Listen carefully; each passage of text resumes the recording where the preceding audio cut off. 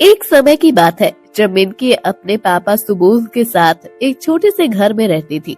मिंकी की माँ उसके पैदा होते ही मर जाती है और तब से उसके पापा ही उसका ध्यान रखते हैं। मिंकी अपने पापा से बहुत ही प्यार करती है। मिंकी के पापा भी मिंकी को जान से ज्यादा प्यार करते हैं। एक दिन की बात है जब सुबोध घर से बड़ा खुश होकर निकलता है पर आते वक्त बहुत तेज बारिश हो जाती है। सुबोध बिल्कुल भीग जाता है। उसके पास छाता भी नहीं होता। जैसे तैसे वो घर पहुंचता है पर ठंड से उसकी हालत बुरी हो जाती है। वो जल्दी से कंबल ओढ़कर लेट जाता है। क्या हुआ आपको पापा? मैं आपके लिए दवाई लेकर आऊं?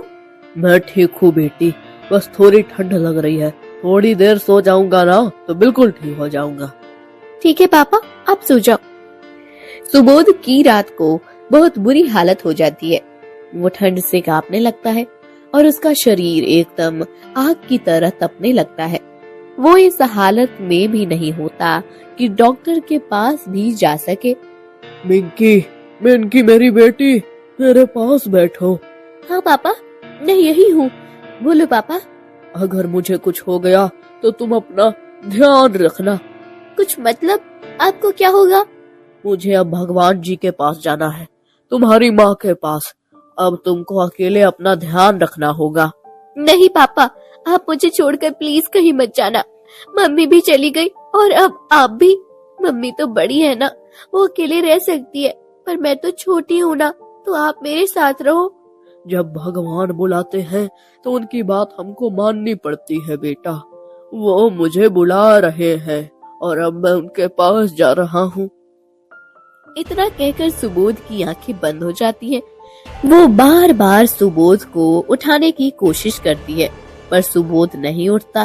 पापा पापा, आप क्यों चले गए पापा? अब अकेले मेरा क्या होगा? मैं क्या करूंगी? अगले दिन उसके पापा का लोग अंतिम संस्कार के लिए ले जाते हैं। मिंकी बहुत रोती है और बिल्कुल अकेली रह जाती है और तभी उसके पास एक छोटा सा पिल्ला आता है। वो मिंकी को देखकर पूंछ हिलाने लगता है। क्या है? हटो यहाँ से, अकेला छोड़ दो मुझे।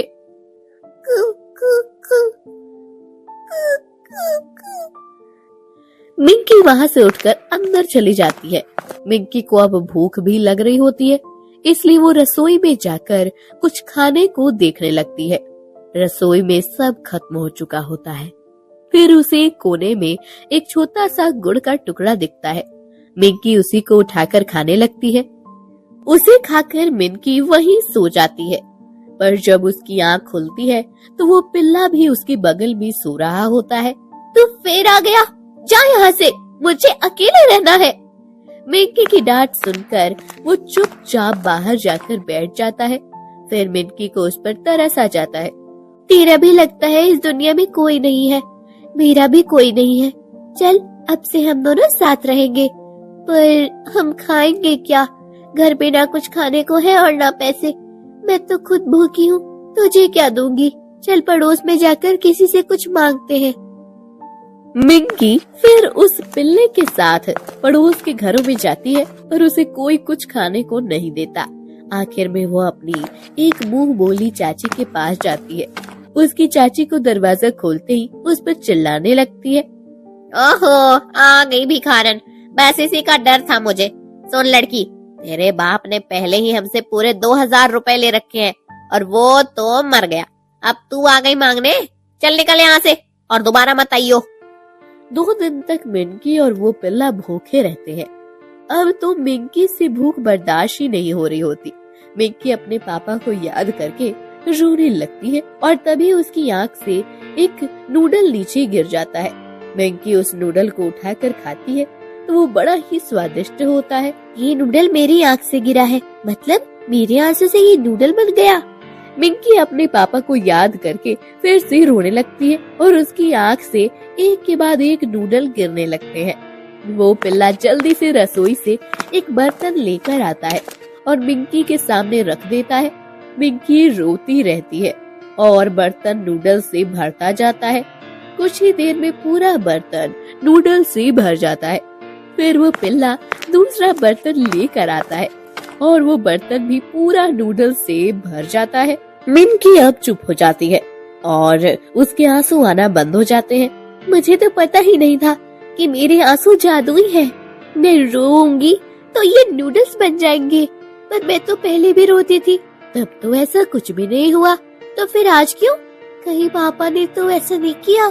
तुझको तो सब पता है ना। चल आजा मेरे पास, दोनों मिलकर नूडल्स खाते हैं। मिंकी और वो पिल्ला नूडल्स खाने लगते हैं और अच्छे से अपना पेट भरते हैं। मिंकी अब उस पिल्ले को बहुत प्यार करती है और उसका नाम जादू रखती है, क्योंकि उसके आने के बाद उसके साथ ऐसी जादुई चीज होती है। मिंकी और जादू चैन की नींद सोते हैं। अब अगले दिन से मिंकी रोज ऐसा ही करती है। जब भी उसे या जादू को भूख लगती है, वो रोना शुरू कर देती है और अपनी आंखों से निकले नूडल्स को खाकर पेट भर लेती है। कुछ दिन ऐसे ही निकल जाते हैं, पर मिंकी को और भी चीजों की जरूरत होती है, जिसके लिए उसे पैसे जरूरत पड़ती है। मिंकी के दिमाग में एक आइडिया आता है कि क्यों ना वो नूडल्स को बेचना शुरू कर दे। बस फिर वो ऐसा ही करती है। वो अपने पापा को याद करती है और खूब रोती है। अब उसके पास काफी नूडल्स हो जाते हैं। वो घर के बाहर एक टेबल लगाती है और नूडल्स बेचना शुरू कर देती है। नूडल्स नूडल्स, आओ आओ, जल्दी आओ, ऐसे नूडल्स आपने कभी नहीं खाए होंगे। 10 रुपए प्लेट, आओ आओ, जल्दी आओ। मिंकी के नूडल्स देखकर लोग उसके पास आना शुरू होते हैं। जब वो नूडल्स खाते हैं तो वाकई उन्होंने कभी इतने स्वादिष्ट नूडल्स नहीं खाए होते। अरे वाह, ये तो बहुत ही टेस्टी है, मैंने आज तक ऐसे नूडल्स नहीं खाए। कुछ ही देर में मिंकी के सारे नूडल्स बिक जाते हैं और उसके पास अच्छे खासे पैसे इकट्ठे हो जाते हैं। मिंकी और जादू दोनों बड़े खुश होते हैं। देखो जादू, हमारे पास कितने सारे पैसे हो गए। अब मैं फिर से स्कूल जाऊंगी और खूब पढ़ूंगी। वो रोज शाम को रोती और नूडल्स इकट्ठे करके घर के बाहर दुकान लगाकर उनको बेचना शुरू कर देती है। सब कुछ अच्छे से चल रहा होता है और दोनों बड़े ही खुश होते हैं। पर एक दिन जब मिंकी रोने की कोशिश करती है तो उसे रोना ही नहीं आता। ये क्या हो रहा है? मुझे रोना क्यों नहीं आ रहा? अब बाहर नूडल्स लेने वालों की भीड़ जमा हो जाती है। मिंकी परेशान हो जाती है कि वो रोए तो कैसे रोए। जादू को देख उसके मन में ख्याल आता है। वो जादू को दूर जंगल में बांध आती है। अब घर आकर जब उसे घर में जादू नहीं दिखता तो उसे जादू की बहुत याद आती है और वो फिर से रोना शुरू कर देती है। वो जादू को याद करके दिन रात इतना रोती है कि उसका पूरा घर नूडल्स से भर जाता है। वो उसके बाद इतने नूडल्स बेचती है कि अमीर हो जाती है। मिंकी के पास ढेरों पैसे होते हैं, पर वो खुश नहीं होती। उसे बहुत अकेलापन महसूस होता है। ये पैसे, ये सब कुछ काम की नहीं है। मैं अकेले कैसे खुश रह सकती हूँ? असली खुशी तो अपनों के साथ होती है।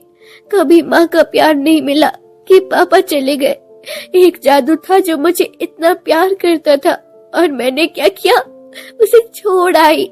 बेचारा जाने किस हाल में होगा। मैं अभी जाकर उसे लेकर आती हूँ।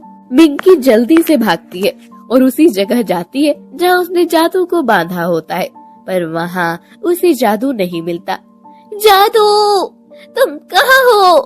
प्लीज मुझे माफ कर दो, वापस आ जाओ। मिंकी चारों तरफ जादू को ढूंढती है, उसे आवाज देती है, पर जादू कहीं नहीं मिलता। झाड़ियों के पीछे से कू कू की आवाज आती है। ओह, तुम मिल गए। अब मैं तुम्हें हमेशा अपने पास रखूंगी। मिंकी खुशी से रोने लगती है और फिर से उसकी आंखों से नूडल्स गिरना शुरू हो जाते हैं। भयंकर गर्मियों के दिन चल रहे थे और एक चुड़ैल गर्मी से बहुत ज्यादा परेशान थी। ओह, कितनी गर्मी हो रही है।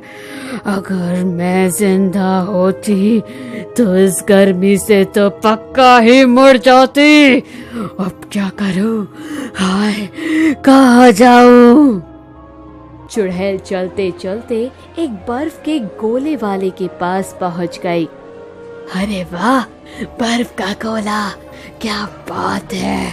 अब एक ठंडा ठंडा बर्फ का गोला खाऊंगी और तरोताजा हो जाऊंगी। कम से कम इस गर्मी से कुछ तो छुटकारा मिलेगा मुझे। चुड़ैल जल्दी से बर्फ गोले वाले के पास गई, लेकिन गोले वाला उसे देखकर बहुत डर जाता है और वहाँ से दुम दबाकर भाग जाता है। अरे अरे, ये कम भगत तो भाग ही गया। अब क्या करूं मैं?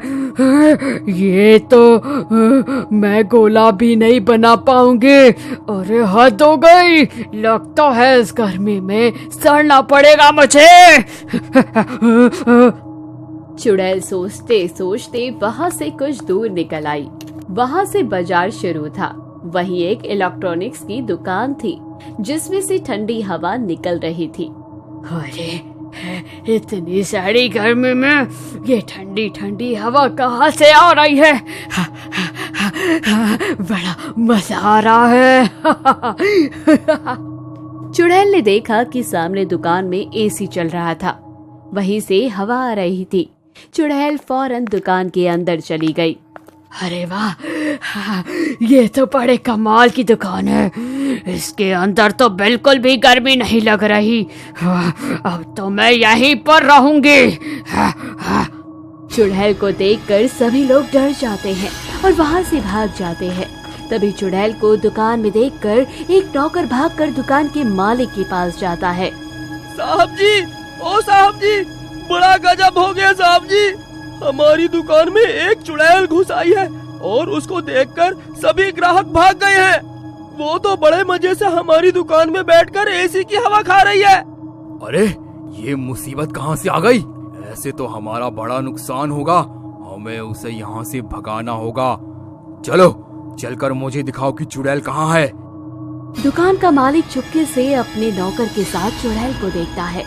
वाह, कितना आनंद मिल रहा है। कहा मैं अब तक बाहर गर्मी में सड़ रही थी। यहाँ पर कितना बढ़िया माहौल है। अब तो मैं सारी गर्मी यहीं पर रहूंगी।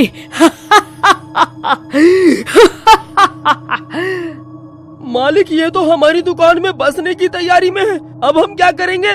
क्या हम ये दुकान छोड़कर चले जाएंगे? तेरा दिमाग खराब हो गया है क्या? मैंने अपनी सारी उम्र की कमाई इस दुकान पर लगा दी है। मैं इस चुड़ैल को ये दुकान यूं ही नहीं दे दूंगा। यहाँ पर ठंडी हवा खाने के लिए बैठी है ना? ठीक है, एक काम कर, जा और जाके दुकान का मेन कनेक्शन ही काट दे। जब दुकान की लाइट चली जाएगी और एसी बंद हो जाएगा, तब ये चुड़ैल अपने आप तंग होकर यहाँ से भाग जाएगी। वाह मालिक, वाह, क्या दिमाग लगाया है। ठीक है, मैं अभी जाता हूँ और दुकान की बिजली गुल करके आता हूँ। इतना कहकर नौकर बिजली काट देता है। बिजली जाते ही एसी बंद हो जाता है और एक बार फिर से चुड़ैल का हाल गर्मी में बेहाल होने लगता है। चुड़ैल ये सब देखकर परेशान हो जाती है। अरे, ये क्या? अभी अभी तो मुझे गर्मी से कुछ राहत मिली थी और ये बिजली कैसे चली गई? ओह, कितनी ठंडी हवा दे रहा था ये एसी, अब बेचारा कैसे बंद पड़ा है। कोई बात नहीं, कुछ देर यही इंतजार करती हूँ। थोड़ी देर में एसी फिर से चालू हो जाएगा। चुड़ैल काफी देर तक वहीं बैठकर एसी के फिर से चलने का वेट करती है, लेकिन जब बहुत देर हो गई तो वह हार मान लेती है। अरे, यहाँ तो मेरा दम घुटने लगा है। बाहर कम से कम थोड़ी बहुत तो हवा चल रही थी। अब मुझसे यहाँ 1 मिनट और नहीं बैठा जाएगा। कि मेरी किस्मत में एसी की हवा नहीं खाना लिखा है क्या? चुड़ैल गुस्से में बड़बड़ाती हुई वहां से बाहर निकल गई और मालिक अपनी जीत पर काफी खुश हुआ। चुड़ैल जैसे ही दुकान से बाहर निकली, फिर उसे तेजी से गर्मी लगने लगी। वो थक हार कर एक पेड़ के ऊपर जाकर बैठ गई। तभी उस पेड़ के नीचे एक कार आकर खड़ी हुई।